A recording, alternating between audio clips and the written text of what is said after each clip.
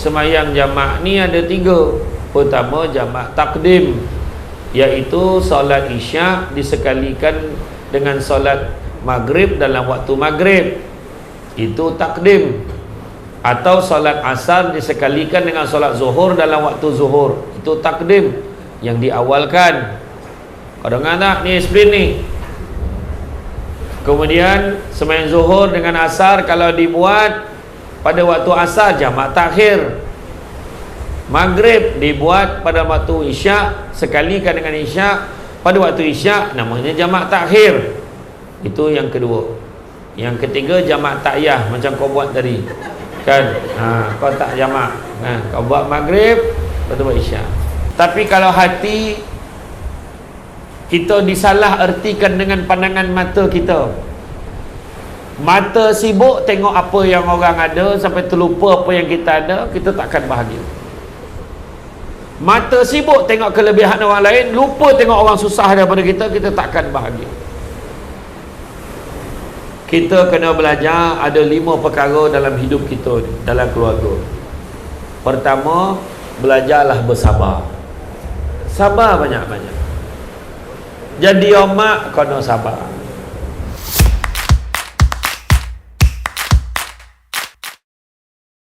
Alhamdulillah, alhamdulillahillazi arsala rasulahu bil huda wa dinil haqqi liyuzhirahu ala dini kullihi walau karihal kafirun wala karihal musyrikun wala karihal muslimun. Subhanaka la ilma lana illa ma 'allamtana innaka antal alimul hakim. Rabbi shrah li sadri wa yassir li amri wahlul 'uqdatam min lisani yafqahu qawli. Alhamdulillah, syukur kepada Allah Subhanahu Wa Taala, segala puji bagi Allah Tuhan sekalian alam. Salat dan salam ke atas junjungan besar Nabi Muhammad sallallahu alaihi wasallam. Pada malam ini dapat kita bersama-sama di dalam agenda memperkasakan silaturahim di dalam program Hari Keluarga Haji Ujang dan Hajah Bokyah.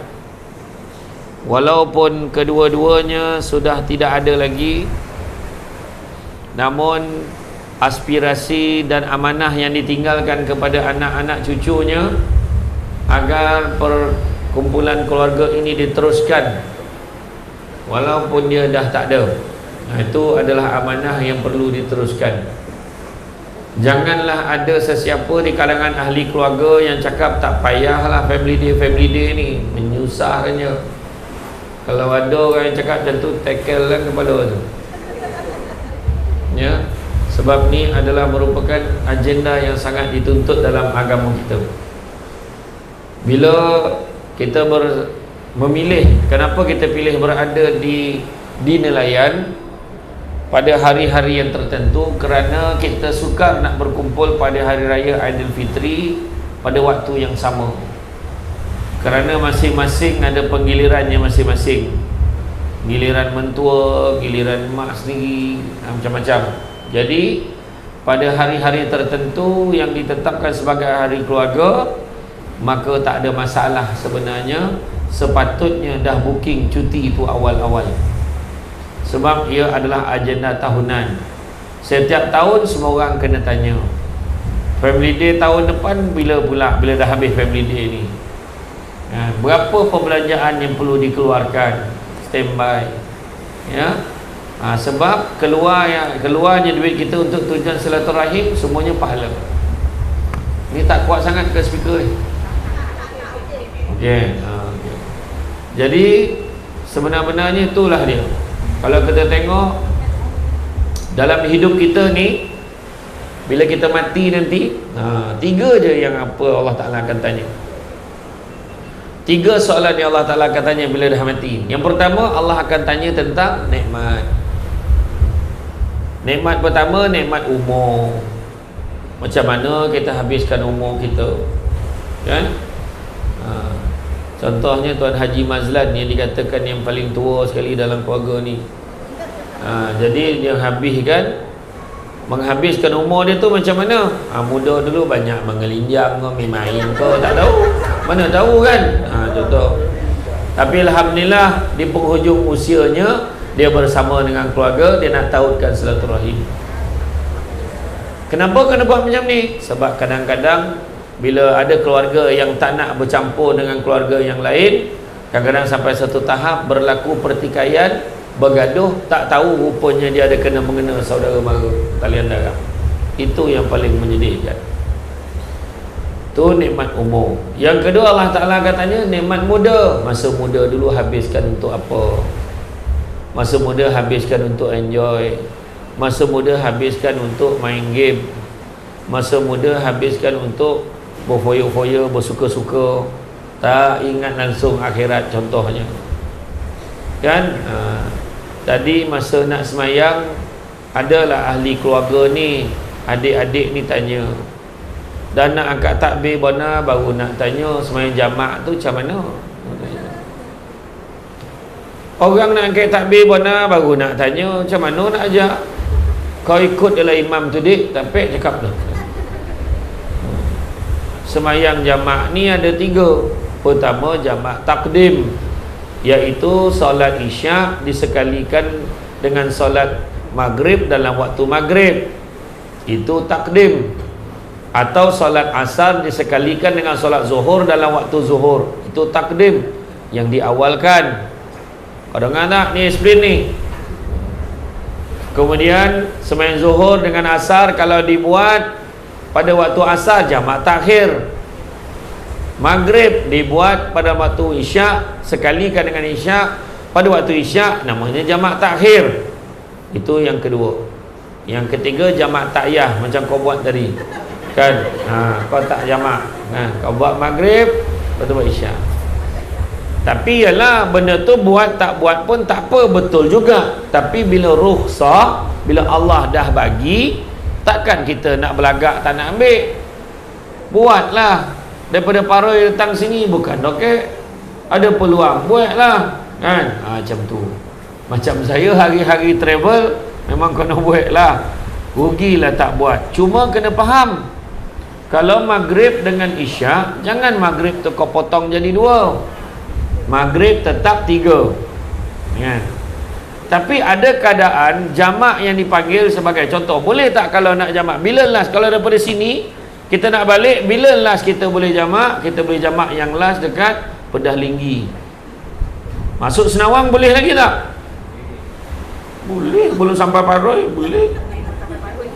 Tapi Senawang dah masuk sebagai Paroi kan? Dah masuk dalam Paroi, tak boleh lah. Faham ya? Faham. Orang nak ke takbir, macam mana jamak? Banyak dulu. Aduh, hai. Mana abah? Abah pun tak nak ajar macam mana. Aduh, hai. Tak ada lah. Kadang-kadang jarang-jarang buat. Bukan tak nak ajar, jarang-jarang buat. Tapi ada orang tanya, boleh tak kalau kita nak jamak daripada rumah? Sebelum keluar rumah kita nak jamak, boleh tak? Boleh. Kalau kita yakin kalau kita keluar tak ada tempat, kita tak berhenti. Tapi jamaknya adalah jamak tamam. Maksud jamak tamam, jamak sempurna. 4 rakaat zuhur, 4 rakaat asar. Kan, tapi sekarang tak logik lah. Kita memang ada je tempat R&R kita boleh berhenti kan. Jadi kita buat, dah luar karya kita buat. Banyak lagi lah, 1001 persoalan tentang jamak dan kasar. Yang paling penting sekali, tujuan perjalanan itu mestilah tujuan yang baik. Boleh. Kalau ikutkan 79 km dah boleh jamak. Ya. Ada yang bergaduh tu 81, 83, 89. Buka majlis fatwa kata 79. Ya. Tak apa, jangan gaduh-gaduh. Ya. Ataupun yang ketiga jamak takyah ya.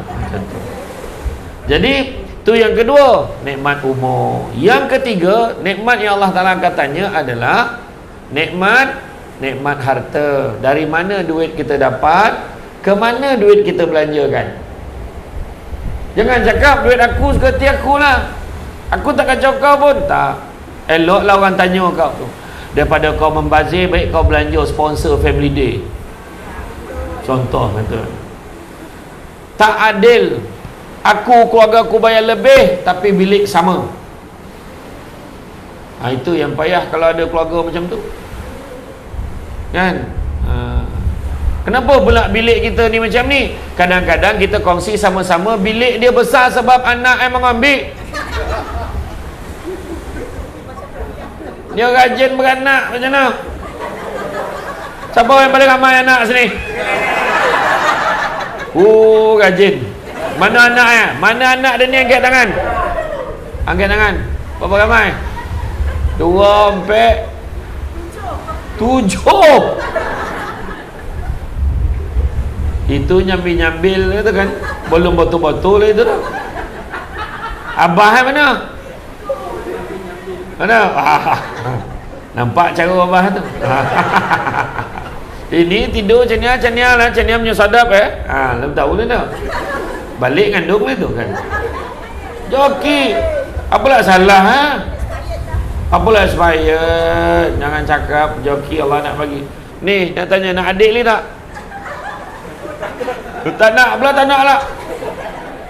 Tak daya, Syekh Alung kena jaga tu kan. Alung ngangah tukar pampers kan. Alhamdulillah, bagus. Kan, kena faham. Walaupun bayar sama-sama, kita kena sesuaikan lah. Saya ni tak ada anak, kenapa lah saya kena bayar sama? Janganlah macam tu. Dia bukan kira sama-sama bayar pun. Kita bayar sama, tapi susah sama-sama, senang sama-sama. Kita tak tahu nanti bila dah sampai 5-6 tahun besok, anak-anak pada siapa? Kak apa ni? Kak Ita ni anak-anak pula, dia pula sponsor. Mana kita tahu?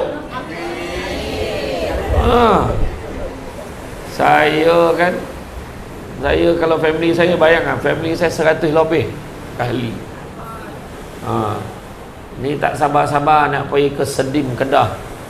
Hari tu nak pergi ke sini, pergi ke sana, ke sini, macam-macam tompek pergi. Bila melakau marah, doket dah tu. Ni hari ni kali yang keberapa dah buat keluarga? Kali ketiga. Okey, nanti besok dia akan naik advance tu. Teruskan buat, ini benda yang baik, silaturahim. Okey. Jadi nikmat harta, mana duit kita dapat, ke mana kita belanjakan. Dan nak pesan, cari rezeki yang halal kata Nabi. Sebab rezeki yang halal itu cukup buat kamu, Nabi. Kadang-kadang cari duit banyak-banyak tapi tak halal pun buat apa, kan? Yang penting keberkatan rezeki. Keberkatan macam mana? Dapat duduk berlungguk ni. Dia bukannya nak pergi family day sangat.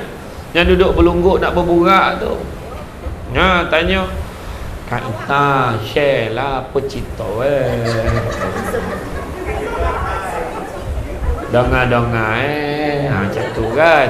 Dia adik-beradik dalam rumah tak berburak, macam tu lah kan. Lepas tu ada masalah-masalah yang nak bincang sama-sama.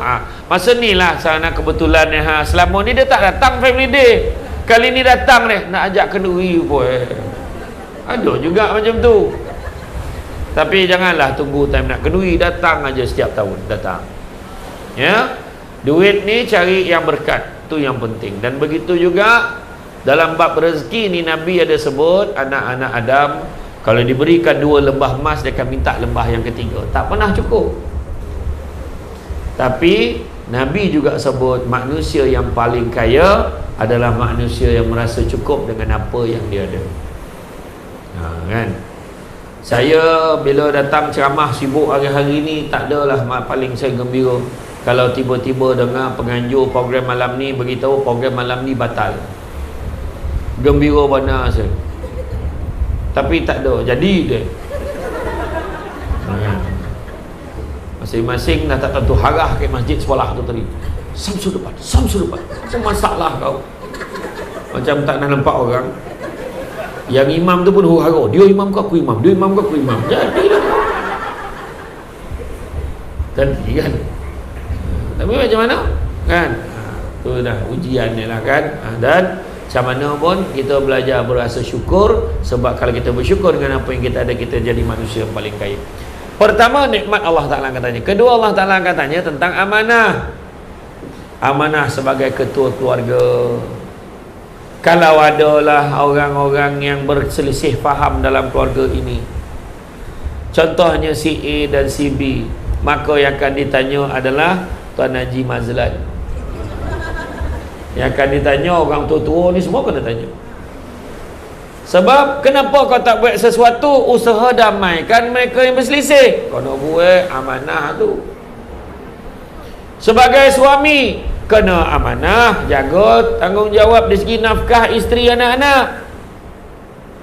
Sebagai suami jangan goma-goma menyebut aku anak lelaki, aku kena utamakan mak aku daripada kau. Salah. Siapa ajar macam tu? Dalam bab nafkah isteri dengan anak-anak dulu baru mak ayah. Yang mak pula jangan disusahkan nak aku mak kau. Mak tak belajar tu kalau macam tu mak cakap. Sebab apa mak tak boleh? Sebab mak ada lelaki tapi lelaki dah meninggal. Jadi anak tu boleh tolong mak itu dengan satu syarat, utamakan isteri dengan anak-anak dia dulu. Habis tak, kalau tak cukup, fikir sebelum kau nikah mari tu. Bukan dah nikah baru kau fikir. Anak ramai lah tu. Kan? Nak contoh. Saya tak cakap pun siapa. Kan? Tak salah saya isteri. Amak pula bila dapat duit belanja daripada anak, nyamak duit belanja bulannya, kau bagi amak ni anak bini kau cukup tak makan ni? Cukup mak, alhamdulillah. Yalah, makasih lah banyak. Tanya. Pahala mak itu tanya macam tu. Segam mak kau. Kau dah kahwin kau lebih bini kau tu. Mak ni apa? Susu mak kau ni. Jangan nunggut macam tu. Ya? Dari segi agama besar pahala kalau mak tu mengingatkan anak tentang tanggungjawab jaga bini dengan anak-anak. Tu sebab orang tua dia tak suka nyusah anak-anak biarlah dia duduk rumah dan kan cenderawasih kau tak kira lah, kedidi kau, kenari kau, tak kisahlah kan. Tapi dia nak duduk rumah dan tapi kalau mak duduk rumah dia jangan dibiarkan, siapkanlah kelengkapan kan, ambil borek. Mak tak nak lagi dah pakai ceret menjoret tu.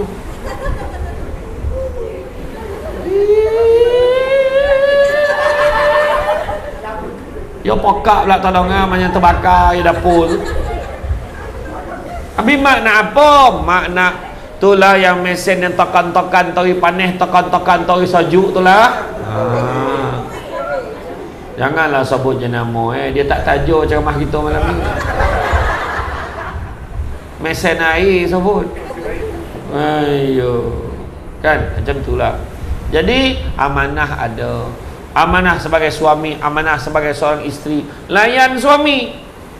Jangan dah duduk dengan adik-beradik abaikan suami. Muka dah lah teruk, kau nak tinggal teruk macam nak muka. Abaikan suami walaupun dekat sini di nelayan. Tanya, bang abang nak makan apa? Ambil kan. Abang dah halang-halang datang di nelayan ni, terasa nak makan ikan buntal. Teruk dah selera bahar ni dia kan. Teragak nak makan seafood dia kan. Apalah makan seafood. Kan tadi saya sampai singgah tadi sedap pula lah. Kat di muara tu, hujung tu fresh ikan. Kedai kecil tu. Mantap. Tahu yang kan? Hujung tu di muara. Kalau beli gigit korang melambai. Oi sedap. Oh nak pai. Ya. Jadi makna kata amanah Allah akan tanya. Itu sebab orang perempuan kena faham, orang perempuan senang masuk syurga. Sebab amanah dia tak banyak. Dia jaga suami dia, dia jaga keluarga dia. Itu saja. Yang paling tahu orang lelaki. Itu sebab orang perempuan jangan banyak cerita. Apa yang suami nak tu setuju ya. Faham? Orang perempuan mana yang suami nak tu setuju ya. Jangan banyak cerita. Faham ke tidak? Tak, faham ke tidak? Saya bukan tanya setuju ke tidak. Faham ke tidak? Setuju tak?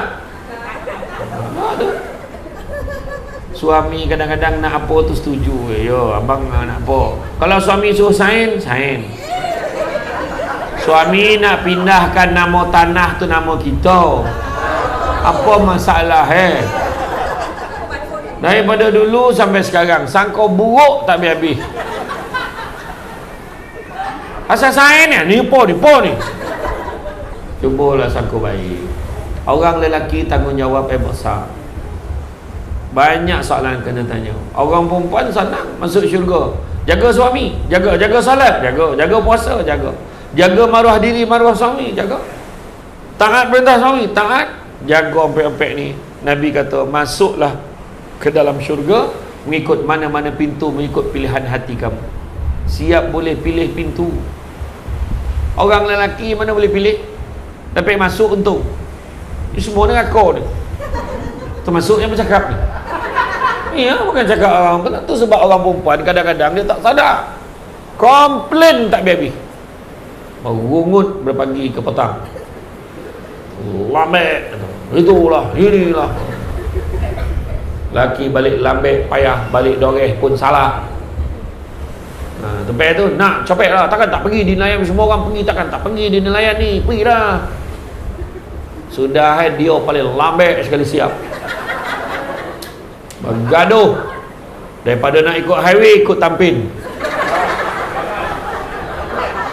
Mana ikut tampin tadi tu? Yang baru sampai mana kan? Yang baru sampai.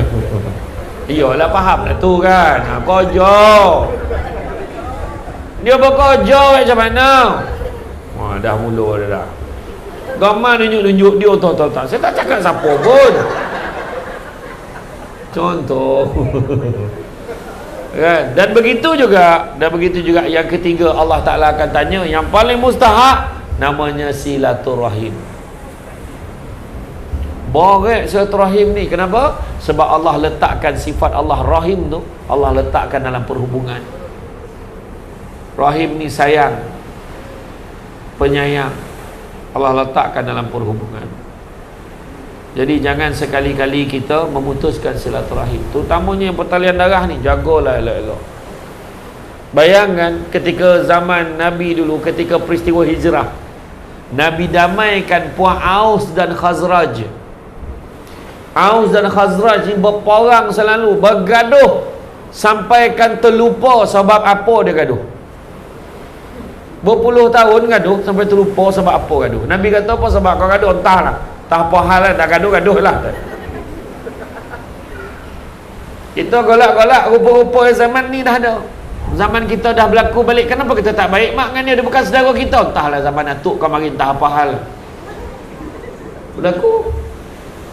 Jadi pesan saya dalam bab silaturahim, dua perkara yang paling mulia di sisi Allah tapi payah nak buat, iaitu minta maaf dan memaafkan. Dalam keluarga, belajar minta maaf. Sejuk pula. Baru sampai sejuk. Belajar minta maaf dan belajarlah memaafkan. Kadang-kadang dia tak nak minta maaf, pahala dan minta maaf dengan dia, dan pak saudara paling tua, dia lah minta maaf dengan Dan.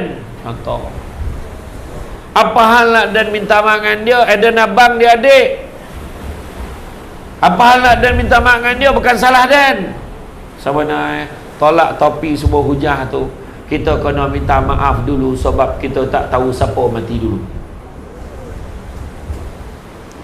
Berapa ramai kat kampung kita dengar orang tu sakit, nak pergi tengok lah. Pergi malam ni nak? Tak nak lah, besok. Malam tu meninggal, baru nak pergi tengok. Ayat kan? Takkan tak belajar lagi. Itu orang tu meninggal. Kalau kita meninggal, orang tu yang ziarah kita. Jadi dalam bab silaturahim tolong jaga, sebab dalam satu hadis, saya minta semua orang tolong ingat hadis ni. Nabi sebut tidak ada dosa yang lebih berhak Allah segerakan seksanya di atas dunia dan simpan seksanya di akhirat. Saya ulang balik.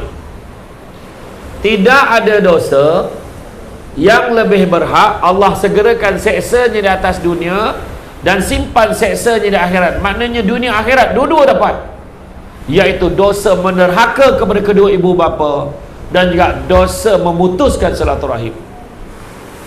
Atas dunia dah dapat dah balasan. Duit tak cukup, berniaga tak kono, anak sakit, macam-macam. Allah bagi susah bertimpa, rotek mati serontak.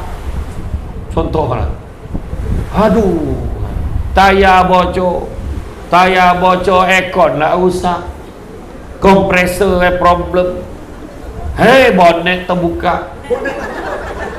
Contoh macam-macam.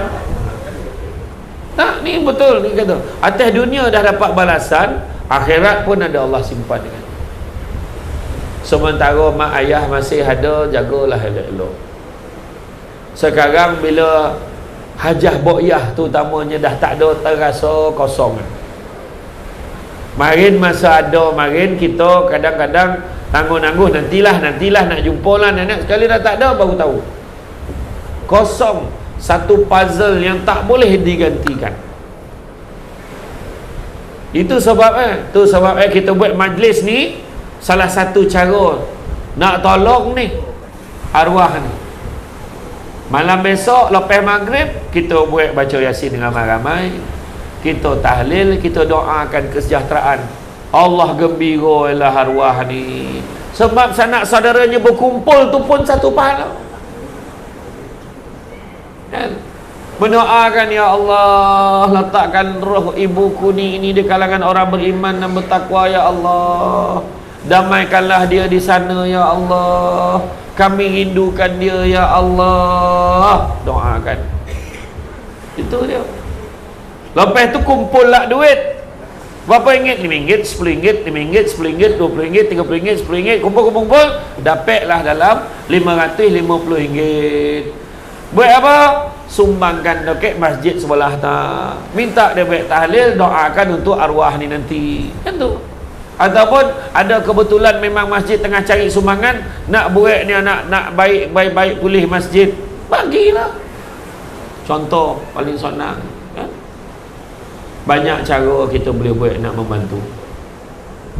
Sebenarnya dalam hidup kita ni, dalam berkeluarga ni, jaga amanah keluarga kita ni, kan? Amanah. Bercakap memang senang, ceramah boleh lah. Anak sendiri nak kena jaga juga, isteri kena jaga juga, kan? Orang perempuan kalau dia bagi laki kahwin lain, memang bini itu hebat. Tanggungjawab kurang dah, sebab dia share dengan seorang lagi. Malam ni bang balik sana, jangan mokak sini. Contoh lah, kan? Melayan kau ya teh. Contoh lah, kan? Nak kurangkan lagi, bagi dia kahwin seorang lagi. Setuju? Saya dah cuba sampai dah tengok, kan? Datang semangat Panglima Tok Paroi, habis. Jangan, kan? Tak adalah bergurau ya. Yang seorang pun tak terbolor nak lobby. Betul tak? Maknanya dia mengaku susah nak bolor dia, kan? Jadi dalam menjadi tadi tajuk saya tanya, tajuk apa? Keluarga bahagia. Yalah, itulah tajuk yang habis kuat dia boleh fikir. Tapi sebenarnya nak jadi keluarga bahagia ni cabaran dia besar. Sebab bahagia tu apa maksudnya? Adakah duit banyak bahagia?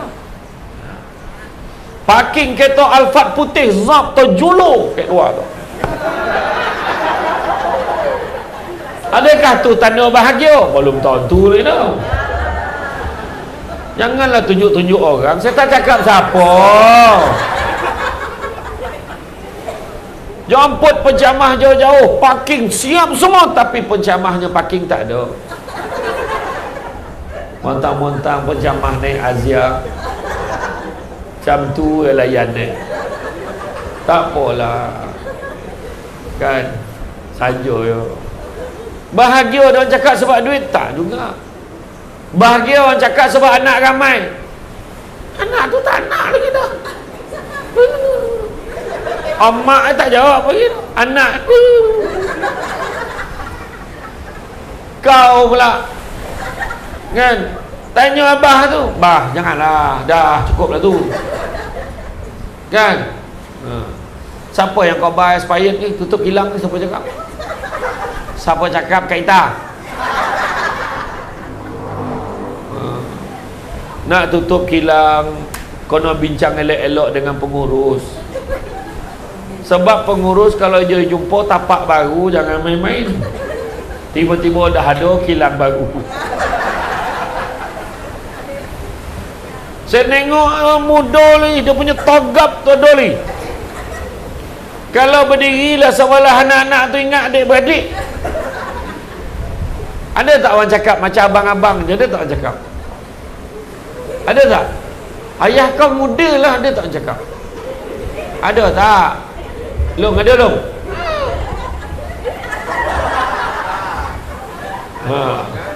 Pak, tu cakap tu. Contohlah, bahagia ni apa? Ada orang cakap bahagia ni dapat cuti selalu, tak juga. Tapi bahagia sebenarnya diletakkan pada hati kita. Tapi kalau hati kita disalah ertikan dengan pandangan mata kita, mata sibuk tengok apa yang orang ada sampai terlupa apa yang kita ada, kita takkan bahagia. Mata sibuk tengok kelebihan orang lain, lupa tengok orang susah daripada kita, kita takkan bahagia. Kita kena belajar ada 5 perkara dalam hidup kita, dalam keluarga. Pertama, belajarlah bersabar. Sabar banyak-banyak. Jadi mak kena sabar, jadi ayah kena sabar. Anak-anak perangai macam-macam. Suruh pergi sekolah, dia ponteng. Suruh pergi sekolah, dia main game. Suruh pergi sekolah, asap rokok. Suruh pergi sekolah, buat benda-benda lain. Kena sabar tu, perangai budak memang macam tu. Nak mendidik anak bukan bermakna kita sayang dia maka kita bagi segala-gala dia nak, tak betul. Kata Saidina Umar, nak didik anak ni 3 peringkat. Yang pertama, 7 tahun pertama. 7 tahun pertama layan anak seperti raja. Apa dia nak bagi? 7 tahun pertama sahaja. 7 tahun kedua layan anak seperti hamba. Mula bagi dia tugas, mula bagi dia kerja. Kemas bilik, kemas katil, rupa bilik kau. La ilaha illallah. Tawal mandi kau macam maleh kaki. Ini tawal kau leh kaki, kau pam. Wan ni pula datang bersepah cancel. Dia tak sebut tawal, cancel sebut tak? Ya, berubah. Ajar dia macam mana kemas bilik. Macam Kak Ita tak apalah anak ramai perempuan. Tapi kalau perempuan bersepah macam tu juga tak tahulah.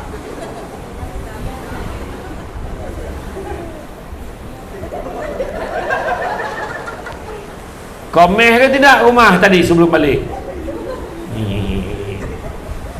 Kemas.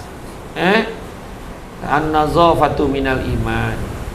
7 tahun pertama sebagai raja, 7 tahun kedua sebagai hamba, selepas 14 tahun layan seperti sahabat. Banyak bincang-bincang dengan dia. Macam tu lah. Anak lelaki pun sama. Didik anak ni betul-betul. Sebab anak-anak ni amanah. Amanah. Ya? Pernah satu ketika Saidina Umar didatangi oleh seorang lelaki dengan anak dia. Dia kata, wahai Umar, kau tolonglah nasihatkan anak aku ni derhaka, dia kata. Maka Saidina Umar nasihatkan, jangan kau begini, jangan kau derhaka, hukumnya berdosa, masuk neraka, begini, begitu begini. Tiba-tiba anak tu bersuara, wahai Saidina Umar, ada tak keadaannya yang mana ayah pula derhaka pada anak? Maka jawab Saidina Umar, ada 3 keadaan seorang ayah tu dianggap derhaka. Yang pertama, kegagalan seorang ayah memberi nama yang baik-baik kepada anaknya, itu adalah bapa yang derhaka. Bagi anak nama yang baik, jangan sekadar bergantung kepada nama yang baik dalam buku. Kadang nama baik tapi rupanya tu nama anak jin. Contoh, anak saya ada seorang, Namanya memanglah yang bijaksana, Zakwan. Zakwan tu nama anak jin.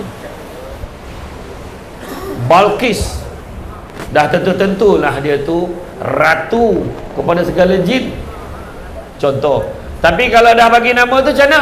Jangan sebut nama penuh dia, panggil Alam, Angah, Alum, Azan. Sekejap ya.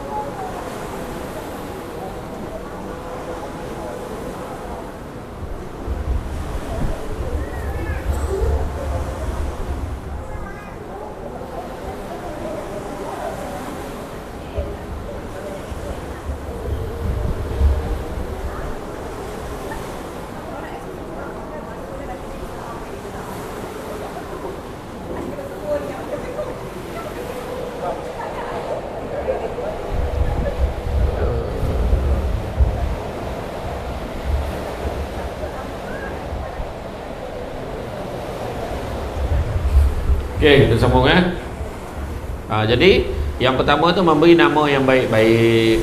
Yang kedua dikatakan bapa itu derhaka kalau dia gagal menyediakan ibu yang baik untuk anaknya. Maknanya seorang suami kena didik isterinya menjadi ibu yang baik. Dan begitu juga yang ketiga adalah kegagalan seorang ayah mendidik anaknya dengan ilmu Al-Quran. Itu juga dikatakan sebagai ayah yang derhaka. Jadi kalau dulu pendidikannya hanya Al-Quran, tapi maknanya hari ini seorang ayah pun kena pastikan anaknya menuntut ilmu. Menuntut ilmu. Kalau kita biarkan anak kita tak belajar, maka kita dianggap sebagai ayah yang derhaka. Seorang anak hari ini ramai yang cakap, saya tak nak belajar, saya nak jadi YouTuber. Budak-budak ramai cakap, saya tak nak belajar lah, nak jadi YouTuber. Saya jawab, jadi YouTuber kok bangang buat apa? Tentu. Berapa ramai hari ni YouTuber membangangkan diri sendiri untuk konten. Alangkah baiknya kalau kita menjadi YouTuber dalam masa yang sama kita seorang doktor pakar. Jadi YouTuber dalam masa yang sama kita seorang peguam. Jadi YouTuber dalam masa yang sama kita seorang jurutera, engineer. Biar ada ilmu, tak sagan kita ke mana pun. YouTube ni ada musim dia. Sampai masa YouTube habis, kita nak ke mana? Tercari-cari lagi. Tercari-cari. Kan? Dia ada trend. Masa PKP tu orang tak boleh keluar, orang semua sibuk tengok YouTube. Sekarang dah mula sibuk dah dengan kehidupan masing-masing. Dah mula dah aktiviti secara fizikal. Kan? Jadi untuk itu pastikan tuntut ilmu. Cantik tolok pantainya landai, tambah perahu tepi kuala. Biarlah buruk kain dipakai asalkan penuh ilmu di dada. Sabar saya sebut pertama. Kedua, syukur. Belajar bersyukur dengan keluarga kita. Ketiga, tawakal kepada Allah agar Allah Ta'ala melindungi keluarga kita dengan sebaik-baiknya. Keempat, redha dengan apa juga yang berlaku yang menimpa keluarga kita. Dan yang kelimanya, ikhlas dalam berbuat sesuatu. Kalau kita berbuat sesuatu demi mengharapkan pengiktirafan manusia, yakin dan percaya kita akan kecewa. Tapi buat sesuatu, carilah pengiktirafan daripada Allah, InsyaAllah kita takkan kecewa. Malam ni kita tengok salah satu kuasa Allah Subhanahu Wa Ta'ala, macam mana air laut ni tak berhenti menghempas pantai. Kita tidur malam sekarang dia rau lagi. Dia rau, tak dapat dan tidur dah. Kek Paru Jaya tak ada bunyi macam ni. Aduh, kenapa lah pilih tompek macam ni? Sekali-sekala tukar angin, kan? Tukar angin ke tompek yang tak berangin. Puas dengan jas kipeh, kan? Contohlah, kan? Jadi itu biasa. Dalam kehidupan kita ni semua ada ujian dan dugaan. Dalam keluarga mesti ada ujian. Keluarga ni nak murah rezeki satu je formula saya begitu. Macam mana dia nak jadi kaya? Macam mana dia nak murah rezeki? Macam mana? Usah betul rasa macam kerja buat dah. Macam bisnes online buat dah. Tak mahu dah. Bukan tak mahu. Kadang-kadang kita nak kaya tapi modal tak nak keluar. Modalnya apa? Sedekah. Sedekah lah banyak, InsyaAllah kaya lah. Sedekah RM1 macam mana? Kan? Contoh, belajar sedekah. Nabi sebut barang siapa nak dimurahkan rezekinya, jangan tinggalkan dua amalan ini. Yang pertamanya solat sunat 2 rakaat sebelum subuh, dan yang satu lagi adalah sedekah subuh. Buat. Kalau kat rumah pun boleh buat orang perempuan. Dengar azan subuh, dah habis tu solat sunat 2 rakaat dulu. Lepas tu baru kita buat solat subuh. Buat. Lepas tu transfer, ambil phone, transfer. Nama, name beneficiary account, name Syamsul Amri Ismail. Bank, Maybank. Account number 1550 103 9608. Contoh. Ataupun Masjid Paru Jaya. Nombor account apa? Maybank. Nombor account 5550 1423 5406.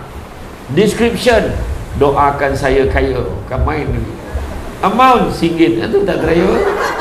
Tangan mau dia RM1. Cubalah transfer lebih sikit. Dia tolak-tolak, dia ingat RM1, tekan RM1,000. Lepas confirm lah tu. Confirm.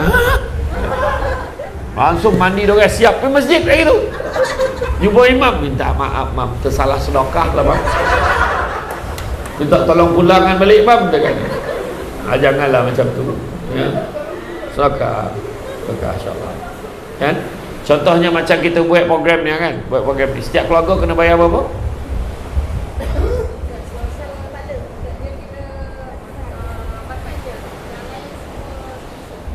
Wow. Siapa yang naik kereta putih besar tu memang kena sponsor.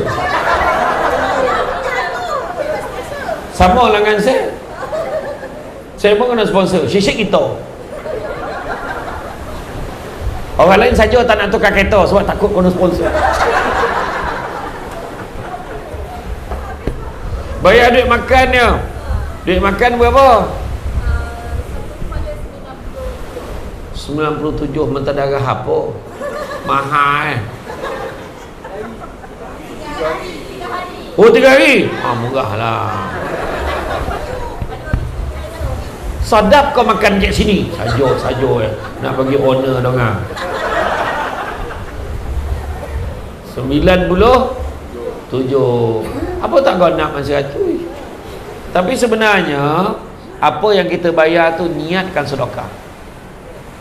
Sebab akhirnya untuk dimakan bersama. Walaupun bayar 97, budak konit tu bukan makan warna.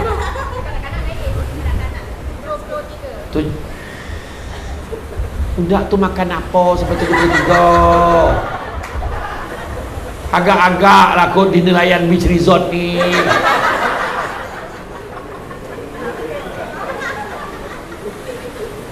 Budak tu gigi pun tak ada. 73 kau charge. Yai. Budak tu makan sikit 73. Tak apalah. Live lah tu. Saja tanya. Tapi okeylah, ya. Harga sekarang barang dah mahal. Ya? Tapi okey tu sebenarnya untuk 3 hari. Walaupun kita bayar lebih berbaloi, yang penting silaturahim terjaga. Jaga. Kalau ada kenara, ada peluang berkumpul, kumpullah. Jangan kita tangguh-tangguhkan.